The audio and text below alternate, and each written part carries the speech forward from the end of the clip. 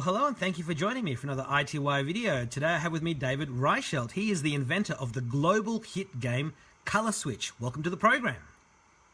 Thank you very much, sir. Now, Sir Alex. Yes, no, thank you very much. Now, I know you have a fascinating history, not only as a colorblind Iraq war veteran, but also as a veteran of game making with 40 games under your belt before you invented the breakthrough title Color Switch. So, for those who don't know your story, can you please tell us a bit more about it and some of your other games before Color Switch? Okay, so, and start from the military to those 40 games? Sure, or? Yeah, please.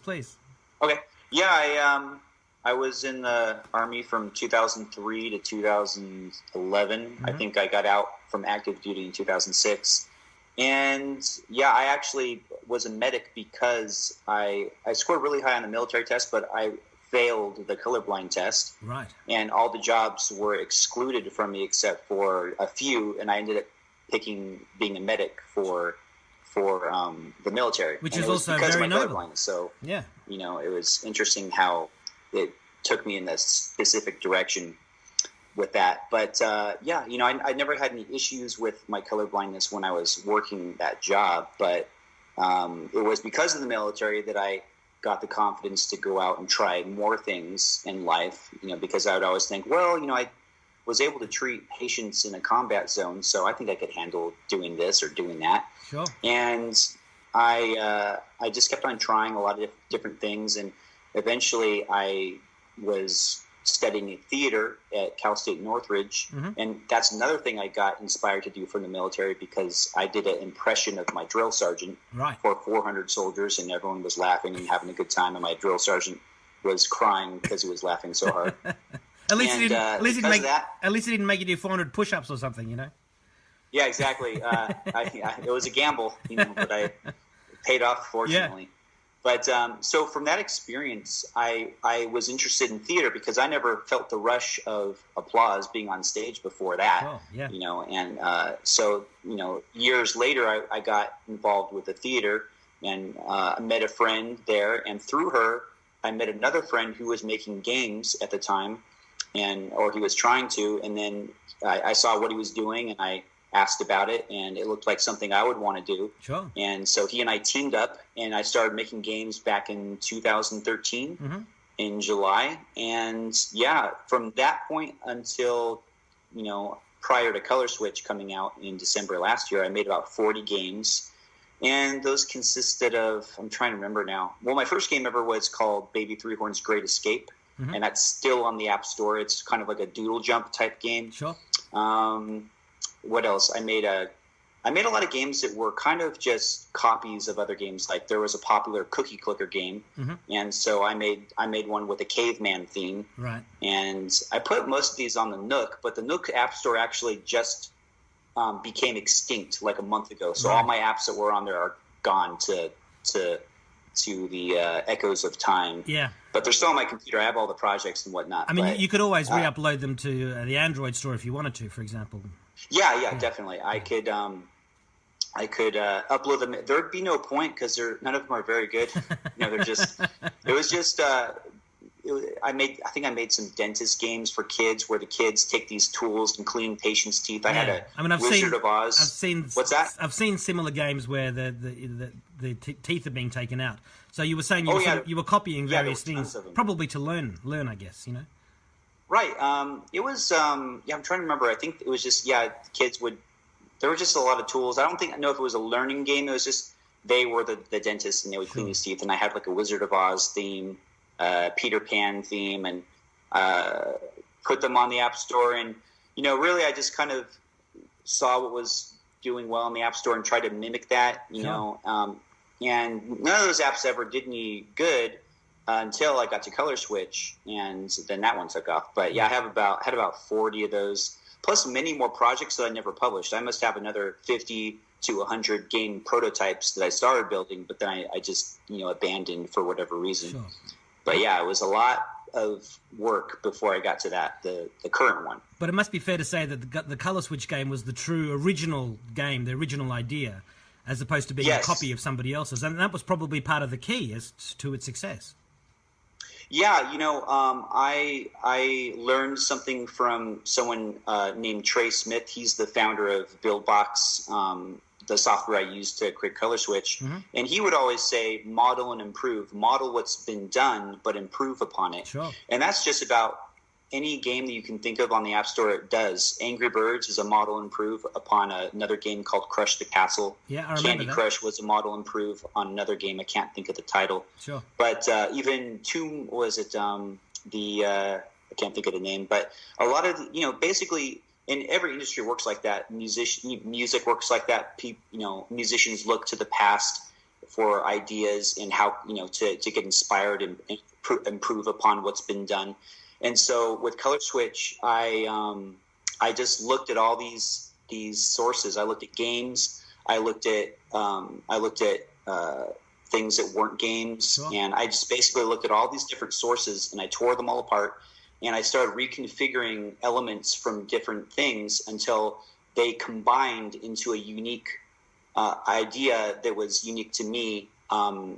That's been cloned many times. Yeah. I think we have over 100 clones on the App Store. Incredible. But prior to December 6th, the idea didn't exist. Yeah. The game type existed, where you tap the screen and a character goes up. There's 1,000 of those. Yeah.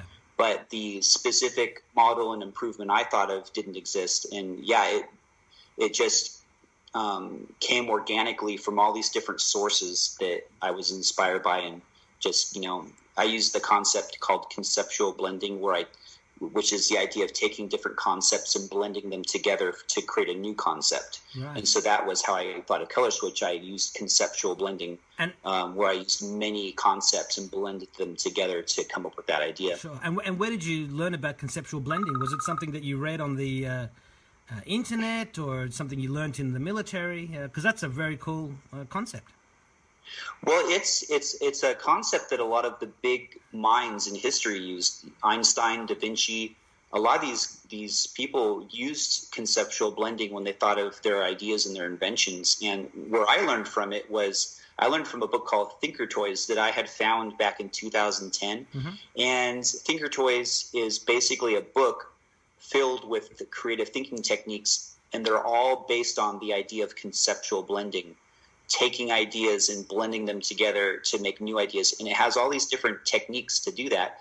And then the same author, Michael Pachalko, he has another book called Creative Thinkering. And that book really focuses on the idea of conceptual blending, and gives you more details on it and what it is. And he really goes over how that's the most important part of creativity, is the idea of being aware of conceptual blending. Because if you're aware of it and it's something you work on a daily basis, you can think of any idea you want. There are no limits to your creativity, and everyone has the same ability. There's a genius mindset locked inside of everyone's brain that you can unlock if you work on it. Yeah. And by using techniques like that, and also always learning different from different disciplines and applying them to what you do, you can always expand your thinking. And, when you improve your thinking, that's when you improve your results. If I didn't work on improving my thinking, I wouldn't have improved my results with games and thought of Color Switch. I would have just kept making the games I was making, which were either clones of other games or just bad copies of other games, or just unoriginal ideas. But the whole time I was making those, I was working on conceptual blending. Sure. And once I kind of got decent at the techniques, then that's when I started generating better ideas. And Color Switch was the one idea one day where I thought I just had a really good feeling about it, and I went ahead with that one. Yeah. I mean, I've read an article recently somewhere on the web talking about how there's no really new ideas under the sun. Everything is a remix of everything else.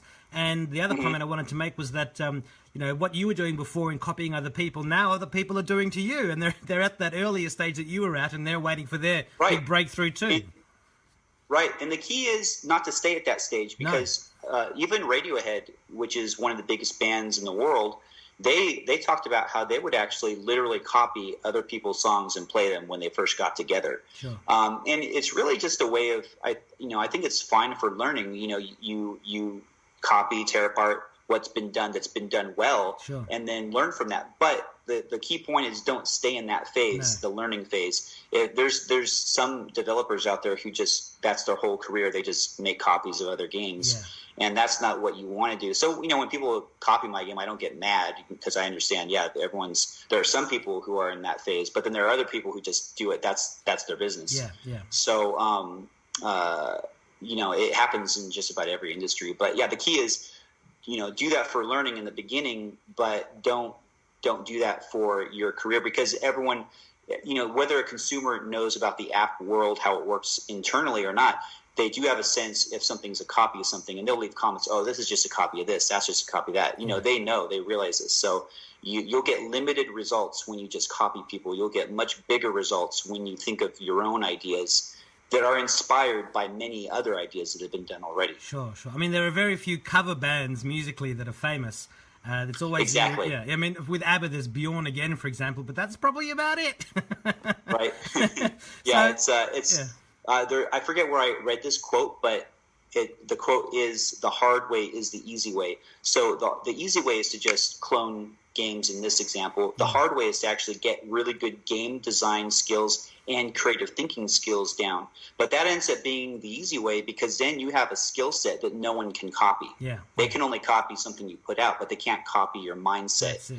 And so the mindset that I have that got me the idea of Color Switch, I can repeat that because I've developed that thinking over the last couple years. And so it's something that I know I can repeat for other things, and not just apps. I mean, other things, other industries and whatnot, because I think thinking's a Swiss Army knife. You can use it for whatever you need to use it for. Sure. I mean, my next question, you more or less answered it, but I want to say it anyway, because you must have obviously heard or been told before about how Rovio went through a bit of a similar process in that they had like 50 titles before they hit upon the 51st, which was Angry Birds. And, it reminds me of people like Colonel Sanders with KFC, or Abraham Lincoln, sure. who lost every election until he became president, or Thomas Edison, who did 10,000 attempts at the light globe. And, all of them had incredible failures before attaining success. And I guess what you've told us is what's kept you going and why you never sort of quit. Right. And it's, I think I always tell people I'm not the smartest person at what I do. I'm not the most skilled person at what I do by any means. But if I'm the most stubborn person, if that smarter person or that more skilled person quits before me, then I'm still going to get to the goal. So, a lot of people quit, especially when you're doing something of an entrepreneurial endeavor. A lot of people will quit because you don't get the benefits for a while. If you get them at any time that's relatively not too long. But a lot of people, they want things the easy way, or they don't want it that hard. They don't want to have to feel the feeling of failing too much. And in this industry, I mean, I failed hundreds, if not thousands of times before I got to the Color Switch idea. And I spent maybe $15,000 or more on different templates for games, software. There were some people I paid to make games or apps for me, and they never made them, but I never got my money back. And I made all these mistakes along the way, and each one of those was a learning experience. And I wouldn't have gotten to where I am without each one of those that I learned from. So I think, I think failure it's actually it's your friend. To fail is something necessary to succeed. And I think Michael Jordan's the one who said, "I failed over and over, and that's the only reason I succeeded." Yeah. And it's just learning. I think too many times in school, failure is thought of as a bad thing. Oh, you got a D on that test. You got a F, and then we feel horrible when we fail, and we don't want to fail anymore. Sure. But that does a great disservice to people, because if you keep yourself from failing and you keep yourself in a safe place, you'll never grow as a person the way you would like to in these big ways. And so embracing the idea of failing and just being stubborn about it, and knowing that I'm going to fail, but I'm going to learn from that failure, and I'm going to fail again and learn again, and just keep learning and keep going, and just don't quit, and just be stubborn about it.